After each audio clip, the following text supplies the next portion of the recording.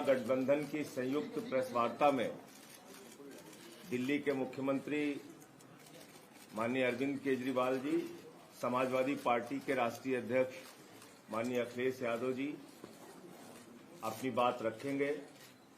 दिल्ली के मुख्यमंत्री केजरीवाल जी इंडिया गठबंधन के लिए उत्तर प्रदेश में जनता से अपील करने के लिए आए हैं, वोट मांगने के लिए आए हैं। मैं उनसे अनुरोध करूंगा विनम्रतापूर्वक कि वो अपनी बात रखें।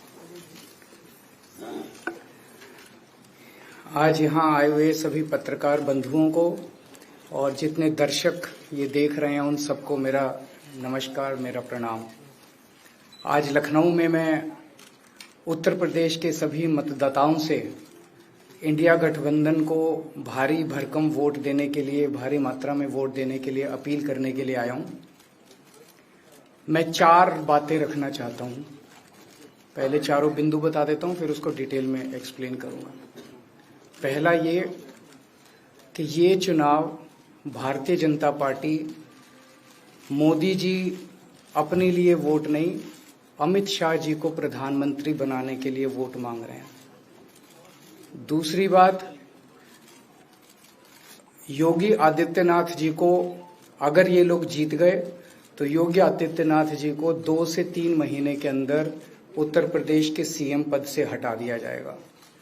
नंबर 3, इन लोगों की पूरी तैयारी है, अगर ये लोग जीत गए तो संविधान को बदल के SC ST और OBC का रिजर्वेशन खत्म कर दिया जाएगा। और नंबर 4, जो आंकड़े अब देश भर से आ रहे हैं वो ये दिखा रहे हैं कि 4 जून को इंडिया गठबंधन की सरकार बनने जा रही है और NDA को और BJP को बहुत कम सीटें मिलने जा रही हैं। अब मैं अपने सबसे पहले पॉइंट पे आता हूं। जब 2014 में प्रधानमंत्री बने थे नरेंद्र मोदी जी, तो उन्होंने खुद एक रूल बनाया था कि भारतीय जनता पार्टी के अंदर और उनकी सरकारों में 75 वर्ष से ऊपर कोई भी व्यक्ति होगा तो उसको संगठन में और सरकार में किसी भी पद पे नहीं रखा जाएगा, उसको रिटायर कर दिया जाएगा। और उसका सबसे पहले उस रूल के तहत आडवाणी जी को और मुरली मनोहर जोशी जी को रिटायर किया गया था। और उसके बाद तमाम यशवंत सिन्हा जी, सुमित्रा महाजन जी, कई लोगों को यहाँ टिकट नहीं मिली। कई लोग जो पद पे बैठे हुए थे उनको पद से इस्तीफा दिलवा के उनको हटाया गया। ऐसे कई सारे लोग हैं। तो अब अगले साल 17 सितंबर को प्रधानमंत्री मोदी जी 75 साल के होंगे और मोदी जी ने तय कर लिया है कि अमित शाह जी को वो अपना वारिस बनाएंगे और अमित शाह जी अगले साल 17 सितंबर को देश के प्रधानमंत्री बनाने का उन्होंने तय किया है मोदी जी ने। इसके ऊपर मोदी जी पिछले 1-2 साल से लगे भी हुए हैं, क्योंकि भारतीय जनता पार्टी के अंदर अमित शाह जी के सामने जो जो बाधाएं पैदा कर सकता था नेता, एक एक करके उन सब नेताओं को साइड कर दिया गया, उनका पत्ता साफ कर दिया गया। शिवराज सिंह चौहान को हटा दिया गया, वसुंधरा राजे को हटा दिया गया, डॉक्टर रमन सिंह को हटा दिया गया, देवेंद्र फडणवीस को खत्म कर दिया गया, खट्टर साहब को खत्म कर दिया गया। एक एक करके सबको खत्म कर दिया गया। एक ही शख्स बचे हैं जो अमित शाह जी के रास्ते का कांटा बन सकते हैं। हेलो, आवाज आ रही है? आ रही है। एक ही ठीक है, आ रही है। एक ही शख्स हैं जो कि उनके रास्ते का कांटा बन सकते हैं, वो हैं योगी आदित्यनाथ जी। अब योगी आदित्यनाथ जी को इन्होंने हटाने का पूरा मन बना लिया है और अगर इनकी सरकार बनी तो 2 महीने के अंदर योगी जी को भी उत्तर प्रदेश के सीएम से हटा दिया जाएगा। मैंने दिल्ली में 3-4 दिन पहले ये प्रेस कॉन्फ्रेंस की थी और ये दोनों मुद्दे उठाए थे। जैसे मैंने मुद्दे उठाए थे तो अमित शाह जी ने और उनके कई नेताओं ने अपनी भावना प्रकट की कि नहीं नहीं, मोदी जी को 75 साल में इस्तीफा नहीं देना चाहिए, मोदी जी को 75 साल पूरा कार्यकाल पूरा करेंगे। उन सब की भावनाओं की मैं कद्र करता हूं, क्योंकि अपने नेता के लिए जब भी ऐसी बात होती है तो सब लोग सामने आके बात करते हैं। लेकिन बड़ी बात यह है कि मोदी जी ने ऐसा नहीं कहा कि मैं 75 साल पे इस्तीफा नहीं दूंगा, मैं रिटायर नहीं होऊंगा। उनका अपना बनाया हुआ रूल है और मुझे पूरी उम्मीद है कि मोदी जी का अपना बनाया हुआ रूल है और मोदी जी अपने रूल को फॉलो करेंगे। नहीं तो लोग कहेंगे कि मोदी जी ने ये रूल आडवाणी जी को हटाने के लिए बनाया था, जब अपनी बारी आई तो नहीं। तो मोदी जी इस रूल का फॉलो करेंगे, ये पूरा यकीन है देश के लोगों को कि उन्होंने खुद रूल बनाया तो खुद फॉलो करेंगे। दूसरी बड़ी बात जो हुई कि जब मैंने कहा कि योगी आदित्यनाथ जी को 2 महीने में हटा दिया जाएगा, इस पे अभी तक भाजपा के किसी नेता की टिप्पणी नहीं आई है। 4 दिन हो गए, इसका मतलब ये तो कंफर्म करता है कि उन्होंने पूरी प्लानिंग कर ली है और उनके पक्ष में कोई बोलने के लिए तैयार नहीं है योगी आदित्यनाथ जी के। तो उनका हटना अब लगभग तय है कि योगी आदित्यनाथ जी को उत्तर प्रदेश के सीएम पद से हटाया जाएगा। दूसरी चीज, मैं उत्तर प्रदेश के सभी मतदाताओं को कहना चाहता हूं कि पिछले 4-5 महीने से इन्होंने शोर मचा रखा है, 400 पार 400 पार 400। क्यों? कहते हैं नहीं मोदी जी कुछ बड़ा काम करना चाहते हैं। तो लोगों ने खोद खोद के पूछा, भाई क्या बड़ा काम करना चाहते हैं, कुछ बताओ तो सही। तो उन्होंने नहीं बताया। लोगों ने फिर अंदर से पता किया कि बड़ा काम ये करना चाहते हैं कि देश से रिजर्वेशन खत्म करना चाहते हैं। हम जानते हैं कि इनका जो पूरा इकोसिस्टम है, आरएसएस, बीजेपी, शुरू से ये लोग रिजर्वेशन के खिलाफ रहे हैं। इनकी पूरी की पूरी मानसिकता रिजर्वेशन के खिलाफ रही है। तो मैं सभी लोगों को ये आगाह करना चाहता हूं कि ये बड़ा काम इनको 400 पार इसीलिए चाहिए क्योंकि ये रिजर्वेशन खत्म करना चाहते हैं। संविधान को, बाबा साहब अम्बेडकर ने जो संविधान बनाया था, उस संविधान को ये तार तार करना चाहते हैं।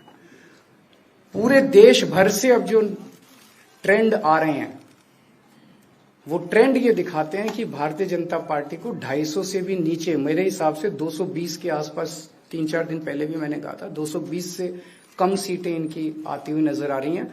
आप हिसाब लगा लीजिए। मैं हरियाणा होके आ रहा हूं कल परसों, हरियाणा में इनकी बहुत कम हो रही हैं, दिल्ली में इनकी बहुत कम हो रही हैं, पंजाब में मुझे नहीं लगता इनकी कोई सीट आ रही है, कर्नाटक में इनकी काफी कम हो रही है, महाराष्ट्र में इनकी बहुत कम हो रही है, बंगाल में इनकी कम हो रही है, यूपी में इनकी कम हो रही है, बिहार में इनकी कम हो रही है, झारखंड में इनकी कम हो रही है, राजस्थान में इनकी कम हो रही है। तो इनकी सीटें आ कहां रही हैं? तो इनकी 220 के नीचे सीट आ रही हैं। इनकी सरकार बीजेपी की सरकार नहीं बन रही है, इंडिया गठबंधन की सरकार बनेगी और इंडिया गठबंधन की सरकार जो है वो देश को एक प्रगति के रास्ते के ऊपर लेके जाएगी। इस तरह से जो पूरे देश के अंदर एक नेगेटिविटी इन लोगों ने फैलाई है, उसको हम लोग ठीक करेंगे। मैं अंत में उत्तर प्रदेश के सभी लोगों को अपील करना चाहता हूं कि इंडिया गठबंधन के, यहाँ पे सपा और कांग्रेस का गठबंधन है, इंडिया गठबंधन का जो जहां से कैंडिडेट है उसको भारी मात्रा में वोट देकर आप सब लोग जिताइए। अब मैं निवेदन करूंगा समाजवादी पार्टी के राष्ट्रीय अध्यक्ष माननीय अखिलेश यादव जी से।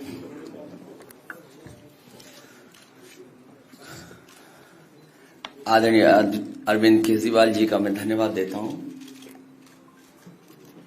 उन्होंने बहुत महत्वपूर्ण बातें आपके सामने रखी हैं। जो देश का माहौल है और 4 चरणों में भारतीय जनता पार्टी चारों खाने चित्त हो चुकी है और उनके आंसुओं की नदी उफान में है। भारतीय जनता पार्टी जो 400 पार का नारा दे रहे थे, अब समझ में आया है 4 चरणों के बाद, वो बात तो ठीक है कि आरक्षण पे सबसे पहले हमला करेंगे, लेकिन 400 पार नारा इसीलिए दे रहे हैं कि 543 में 400 के बाद वो सीटें देख रहे हैं, तो वो केवल 143 बन रही हैं। तो वो स्वयं स्वीकार कर रहे हैं कि 143 से ज्यादा वो सीटें जीतने वाले नहीं हैं, क्योंकि 400 पार सीटें 143 ही बनती हैं और 140 करोड़ की जनता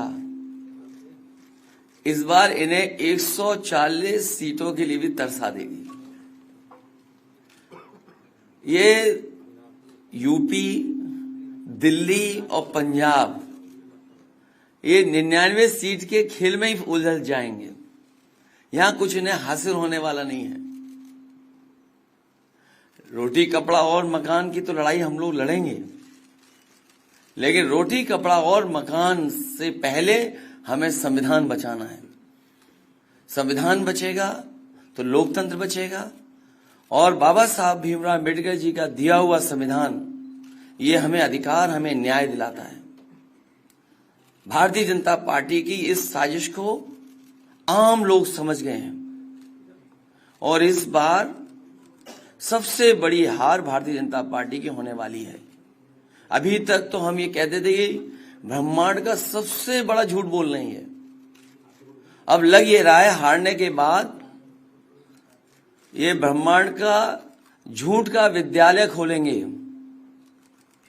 यूनिवर्सिटी खोलेंगे और वाइस चांसलर और डीन पहले से ही रिटायर होकर के वहां अपने आप नियुक्त हो जाएंगे। इसलिए देश को बचाने के लिए आदरणीय अरविंद केजरीवाल जी आए हैं, हम लोगों का सहयोग और मदद करने के लिए आए हैं। मैं इनका धन्यवाद देता हूं और आप पार्टी, इंडिया गठबंधन, समाजवादी पार्टी, हम सब मिलकर के भारतीय जनता पार्टी को हटाने जा रहे हैं।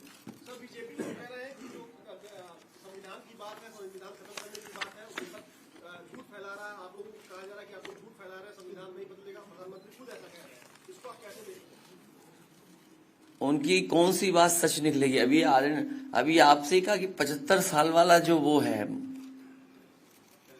रूल नियम, उसको तो फॉलो किया जाएगा ना, इसी से पता लग जाएगा।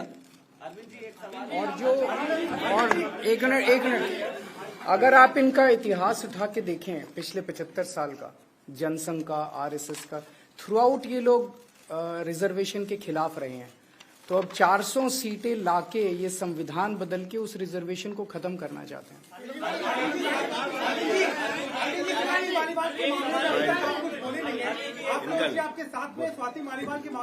अरे उससे ज्यादा जरूरी और चीजें भी हैं, कागज हम निकाल लिए। भाजपाई किसी के सगे नहीं है, ये है कि भाजपाई किसी के सगे नहीं है और भाजपाई झूठे मुकदमे लगाने वाला गैंग है। हाँ बोलो। बोल रहे हैं, बता रहे। हाँ मैं बोल रहा हूँ, एक सेकंड बोल रहा हूँ।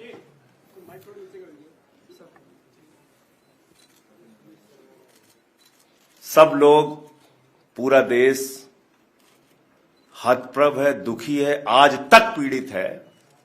मणिपुर के अंदर एक कारगिल योद्धा की पत्नी को निर्वस्त्र करके घुमाया गया, सैकड़ों महिलाओं के साथ दरिंदगी हुई, भारत के प्रधानमंत्री खामोश रहते हैं।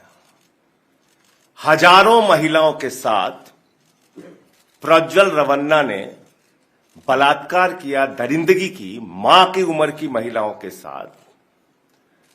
प्रधानमंत्री कहते हैं ये भारत को मजबूती देगा, इसी को वोट देना। ये भारत का भविष्य है प्रज्वल रवन्ना, उसको भगा दिया जाता है बीजेपी के द्वारा। पहलवान बेटियां जब जंतर मंतर पे लड़ रही थीं न्याय मांगने के लिए, तो यही स्वाति मालीवाल जो महिला आयोग की अध्यक्ष थीं, रात में उनके समर्थन में गई थी, पुलिस के लोगों ने घसीट के मारा था। हमने देखा यहीं उत्तर प्रदेश के अंदर कुलदीप सेंगर के मामले में, हाथरस के मामले में, देश के प्रधानमंत्री खामोश रहते हैं, एक शब्द नहीं बोलते। आम आदमी पार्टी हमारा परिवार है, पार्टी ने अपना रुख साफ कर दिया है और मैं चाहता हूं जितने विषय मैंने आपके सामने रखे हैं, देश के प्रधानमंत्री और भारतीय जनता पार्टी को जवाब देना चाहिए। स्वाति मालीवाल के मामले में जवाब देना, जब वो पहलवान बेटियों के लिए जंतर मंतर पे न्याय मांगने गई थी स्वाति मालीवाल जी, उस समय घसीट के मरवाया पुलिस वालों से। तो इसलिए इस पे राजनीतिक खेल ना खेलें, मैं सिर्फ इतना कहना चाहता हूं। धन्यवाद। लाइव यूपी न्यूज की रिपोर्ट। हमारे चैनल को सब्सक्राइब करें और बेल आइकन दबाएं ताकि आप तक पहुंचे हमारी हर खबर सबसे तेज।